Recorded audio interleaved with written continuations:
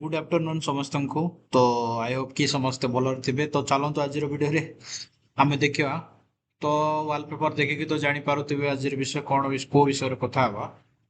तो देखंतु एबे वर्तमान आपण मानकर ताड़ी किस्तीटा पळै आछे। आउ चतुर्थ किस्तीटा आपण मानकर मार्च 8 तारिख रे मिलवा पई जाउछ। ठीक अछि, जोटा कि हमर विश्व महिला दिवस दिन मिलवा को जिवो। तो चलतु आपण मानकर डीबीटी क्लियर अछि ना नाही सेटा आपण माने निज खाता को क्लियर करके रखंतु। जो माने बेस करी आपण माने जो नुआ रे ये करछंती ନୂଆରେ ଯୋଉମାନେ ଆପ୍ଲାଏ କରୁଛନ୍ତି, ଯୋଉ ଭଉଣୀ ମାନେ ଆପ୍ଲାଏ କରୁଛନ୍ତି, ସେମାନେ ନିଜର ଖାତାକୁ ଅପଡେଟ ରଖନ୍ତୁ। ଆଉ ଡିବିଟି କ୍ଲିୟର ରଖନ୍ତୁ। ଆଉ ମୋବାଇଲ ନମ୍ବରଟା ଖାସ କରି ଯୋଉଟା ଏଡ୍ କରୁଛନ୍ତି ସେଇଟା ଆପଣ ମାନଙ୍କର ପାଖରେ ନିଜ ପାଖରେ ଅପଡେଟ ରଖନ୍ତୁ। ତାହେଲେ ଆପଣ ମାନେ ଜାଣିପାରିବେ। କେତେ ଜଣ ଏମିତି ବି ଅଛନ୍ତି ଯୋଉମାନଙ୍କର ଏପର୍ଯ୍ୟନ୍ତ ଫାଷ୍ଟ କିସ୍ତି କିମ୍ବା ଥାର୍ଡ କିସ୍ତି ପାଇ ପାରିନାହାନ୍ତି। ଆଉ କେତେ ଜଣ ଏମିତି ବି ଅଛନ୍ତି ଯୋଉମାନଙ୍କର ଥାର୍ଡ କିସ୍ତି ଓନ୍ଲି ପାଇଛନ୍ତି, ଫାଷ୍ଟ କିସ୍ତି ସେକେଣ୍ଡ କିସ୍ତି ପାଇନାହାନ୍ତି। ଠିକ ଅଛି। ତ ଚାଲନ୍ତୁ ମୁଁ ଆଜି ଆପଣମାନଙ୍କୁ କି ପ୍ରକାର ଆପଣ ମାନେ ଡିବିଟି ଯଦି ଲିଙ୍କ ନାହିଁ, ଆପଣ ମାନଙ୍କର ବ୍ୟାଙ୍କ ଖାତାରେ ଯଦି ଆପଣ ମାନଙ୍କର ଆଧାର କାର୍ଡ ସହିତ ଅପଡେଟ ନାହିଁ କିମ୍ବା ଲିଙ୍କ ନାହିଁ, କେଉଁ ପ୍ରକାର ଆପଣ ମାନେ ଲିଙ୍କ କରିପାରିବେ ସେଇଟା ଆପଣ ମାନଙ୍କୁ ଆଜି ମୁଁ ଶିଖେଇବି। ତ ଠିକ ଅଛି, ଚାଲନ୍ତୁ ଭିଡିଓରେ ଫାଷ୍ଟରୁ ଆରମ୍ଭ ପର୍ଯ୍ୟନ୍ତ ଦେଖନ୍ତୁ। ବିଲକୁଲ ସ୍କିପ୍ କରନ୍ତୁ ନାହିଁ, ନଚେତ ଆପଣ ମାନେ ସୁଭଦ୍ରା ପଇସା ପାଇବାରେ ବାଦ ପାଇବେ। ଠିକ ଅଛି। ତ ଏବେ ମୁଖ୍ୟମନ୍ତ୍ରୀ ଘୋଷଣା ମଧ୍ୟ କରିଛନ୍ତି ସୁଭଦ୍ରା ପଇସା ବଢେଇବାରେ। ସେଟା ବଢେଇବେ କି ନାହିଁ ସେଟା କନଫର୍ମ କରାଯାଇ ନାହିଁ। ଆଇ ଥିଙ୍କ ତ ବଢେଇ ପାରନ୍ତି। ତ ସେ ଚାଲନ୍ତୁ, ସେଟା କିଛି କଥା ନାହିଁ। ଆପଣ ମାନେ ନିଜର ଖାତାକୁ ନିଜ ଆଡରୁ ଆପଣ ମାନେ ଠିକ ରଖନ୍ତୁ।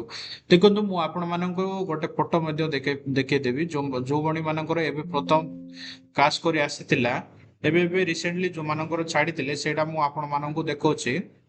ଦେଖନ୍ତୁ, ଏଇଟା ଯୋଉ ଅଛି ଆପଣ ମାନଙ୍କର, ଦେଖନ୍ତୁ ଏଇଟା ଯୋଉ ତାଡ କିସ୍ତି ଅଛି, ଦେଖନ୍ତୁ ଆର୍ଥିକ ବର୍ଷ 25-26 successfully disburse DBT with State Bank India. ଠିକ ଅଛି। ଏଇଟା ଆପଣ ମାନଙ୍କର 3 ନମ୍ବର କିସ୍ତି। ସେ ଭଉଣୀ କହିଲା ମୁଁ ବ୍ଲକ ଅଫିସରେ ଯାଇଥିଲି 3ଟା କିସ୍ତି ଛଡା ହେଇଛି ଆପଣଙ୍କ ପାଖରେ, ପଇସା କେମିତି ଆପଣଙ୍କ ପାଖରେ ନାହିଁ। ଆକ୍ଚୁଆଲି ତାଙ୍କ ପାଖରେ 5,000 ପଇସା ଅଛି। ହେଲେ ବ୍ଲକ ବାଲା କହିଲେ 3ଟା କିସ୍ତି ଆପଣଙ୍କ ଟାଇରେ ଛଡା ହେଇଛି। ଆକ୍ଚୁଆଲି ଦେଖନ୍ତୁ, ସେଟା 3ଟା କିସ୍ତି ଛଡା ହେଇନାହିଁ, ସେଟା ଆପଣ ମାନଙ୍କର 3 ନମ୍ବର କିସ୍ତି ଛଡା ହେଇଛି। କିଛି ଟେନସନ ହେବାର କିଛି ନାହିଁ। ଆପଣ ମାନଙ୍କର 2ଟା କିସ୍ତି ପୁଣି ଅଛି। ଆପଣ ମାନଙ୍କୁ ପୁଣି 2ଟା କିସ୍ତି ପାଇବେ, କିଛି ଅସୁବିଧା ନାହିଁ। ଆପଣ ମାନଙ୍କର ଏଇଟା 3 ନମ୍ବର କିସ୍ତିଟା। ଯେତେବେଳେ 3 ନମ୍ବର କିସ୍ତି ସରିଯିବ, ଯେତେବେଳେ ଆପଣ ମାନଙ୍କର 4 ନମ୍ବର କିସ୍ତି ଲେଖା ହବ, ଆ ତଳେ ଲେଖା ହବ ଆପଣ ମାନଙ୍କର କିସ୍ତି ନମ୍ବର 4। ଠିକ ଅଛି। ଯୋଉମାନେ ଫାଷ୍ଟ ସେକେଣ୍ଡ ଥାର୍ଡ ପାଇଥିବେ ସେମାନଙ୍କୁ 3ଟା ଲାଇନ ରୋ ରେ ଲେଖା ହେଇଥିବ 1 2 3। ହେଲା। ତ ଚାଲନ୍ତୁ, ମୁଁ ଆଜି ମାନଙ୍କୁ ଆଉ ଡିବିଟି କି ପ୍ରକାର ଲିଙ୍କ କରିପାରିବେ କିମ୍ବା ଚେକ୍ କରିପାରିବେ ମୁଁ ଆପଣମାନଙ୍କୁ ଦେଖେଇବି। କୌଣସି କ୍ରୋମ ବ୍ରାଉଜର ନିଜ ମୋବାଇଲରେ ଓପେନ କରନ୍ତୁ। ଠିକ ଅଛି। ଗୁଗଲ ହେଉ କିମ୍ବା କ୍ରୋମ ବ୍ରାଉଜର। ଠିକ ଅଛି। ଏଠି ଆପଣ ମାନେ ସର୍ଚ୍ଚ କରନ୍ତୁ NPCI। ଆପଣ ମାନଙ୍କୁ ମୁଁ ଆଗରେ ମଧ୍ୟ ଶିଖେଇଥିଲି, ଏବେ ବି ଶିଖଉଛି। ଦେଖନ୍ତୁ, ନିଜ ଫୋନରେ ଓପେନ କରିବେ। ଠିକ ଅଛି। ଏଠି ଆପଣ ମାନଙ୍କରେ ଏ ସାଇଟ୍ ଟା ଆପଣ ମାନେ ରିଡାଇରେକ୍ଟ ହେଇଯିବେ। ଏଠି ଆପଣ ମାନେ କଷ୍ଟମର, ଦେଖନ୍ତୁ ଏଠି କଷ୍ଟମର ଅଛି। ଏଠି ଆପଣ ମାନେ କ୍ଲିକ୍ କରନ୍ତୁ। ଠିକ ଅଛି। ଏଠି ଅଛି ଆପଣ ମାନଙ୍କର କଷ୍ଟମର। ତାପରେ ଆପଣ ମାନେ ଦେଖନ୍ତୁ, ତଳେ ଆସନ୍ତୁ ଭାରତ ଆଧାର ସିଡିଂ ଏନେବୁଲ BASE, ଏଠି ଆସିବେ। ଠିକ ଅଛି। ଏଠି କ୍ଲିକ୍ କଲା ପରେ ଆପଣ ମାନେ ସିଧାସଳଖ ପଳେଇଯିବେ ନେକ୍ସଟ ଷ୍ଟେପ କୁ। ତ ଟିକେ ଅପେକ୍ଷା କରନ୍ତୁ, ମୋର ନେଟ୍ ଟା ଟିକେ ସ୍ଲୋ ଅଛି। ଠିକ ଅଛି। ଆପଣ ମାନଙ୍କର ବଡ ମୋବାଇଲ ଅଛି ଯଦି ବେଟର କଥା, କିଛି ଅସୁବିଧା ନାହିଁ। ଏଠି ଆପଣ ମାନେ ଦେଖନ୍ତୁ ଆଧାର ମ୍ୟାପିଂ ଷ୍ଟାଟସ୍। ଏଠି ଆପଣ ମାନେ ଆପଣଙ୍କର ଡିବିଟି ଲିଙ୍କ ଅଛି ନା ନାହିଁ ସେଇଟା ଆପଣ ମାନେ ଚେକ୍ କରିପାରିବେ।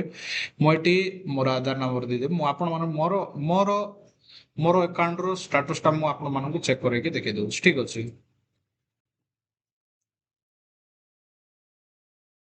ହେଲା। ତଳେ ଆପଣ ମାନେ ଏଠି ଶୋ କରୁଥିବ ସେ କ୍ୟାପଚାଟାକୁ ଆପଣ ମାନେ ଫିଲ୍ଅପ୍ କରିଦିଅନ୍ତୁ। ହେଲା। ଫିଲ୍ଅପ୍ କଲା ପରେ ଆପଣ ମାନଙ୍କ ମୋବାଇଲରେ ଗୋଟେ OTP ଯିବ। ଠିକ ଅଛି। ସରି, ଇନଭ୍ୟାଲିଡ କ୍ୟାପଚା। କିଛି ଅସୁବିଧା ନାହିଁ, ଆପଣ ମାନେ ଠିକ ସେ ଦେଖିକି କରନ୍ତୁ।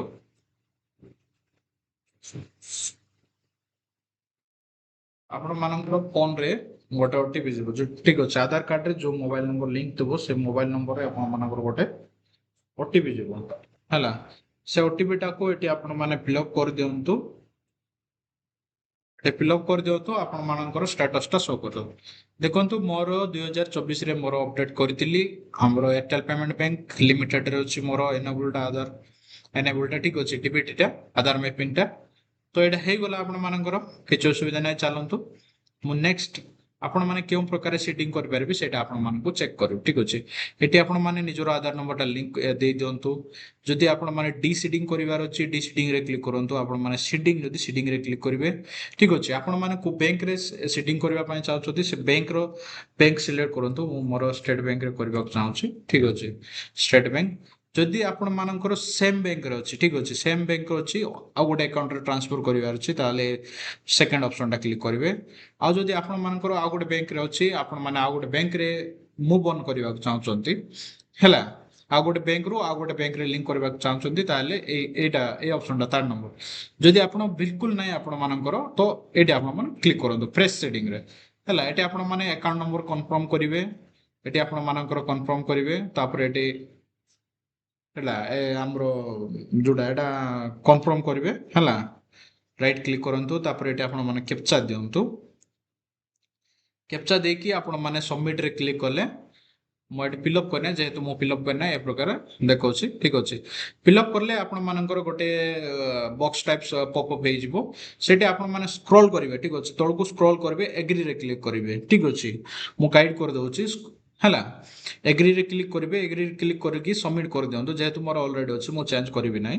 ତ ଦେଖନ୍ତୁ ହେଲା ଏ ପ୍ରକାର କରିବେ ତାପରେ ଏଗ୍ରି କ୍ଲିକ୍ କରିକି ସବମିଟ୍ କରିବେ ଠିକ ଅଛି। ସେ ଅଟୋମେଟିକାଲି ତାର ଚେଞ୍ଜ ହେଇଯିବ ଠିକ ଅଛି। ବ୍ୟାଙ୍କ ଯଦି ରେସ୍ପନ୍ସ କରୁଛି ଅଟୋମେଟିକାଲି ତାକୁ ଚେଞ୍ଜ ହେଇଯିବ। ଯଦି ଆପଣମାନଙ୍କର କୌଣସି ଡାଉଟ୍ ରହିଲା ତ ଆପଣମାନେ କମେଣ୍ଟରେ ମୋତେ ଜଣାଇ ପାରିବେ। କୌଣସି ଅସୁବିଧା ହେଲେ ମୋତେ କମେଣ୍ଟରେ ପଚାରି ପାରିବେ ମୁଁ ଆପଣମାନଙ୍କୁ ନିଶ୍ଚୟ ରିପ୍ଲାଏ ଦେବି। ତ ଚାଲନ୍ତୁ ଆଜିର ଭିଡ଼ିଓରେ ଏତିକି ଆପଣମାନେ ଦେଖିଲେ ଆଉ କୌଣସି ବୁଝିବାର ଅଛି ତାହେଲେ ଆପଣମାନେ ମୋତେ କମେଣ୍ଟରେ ଜଣାଇ ପାରିବେ। ମୁଁ ନେକ୍ସଟ ଟପିକ୍ ସେଇ ନେକ୍ସଟ ଭିଡ଼ିଓ ମୁଁ ସେଇ ଟପିକ୍ ଉପରେ ଭିଡ଼ିଓଟା ବନେଇଦେବି। Thank you.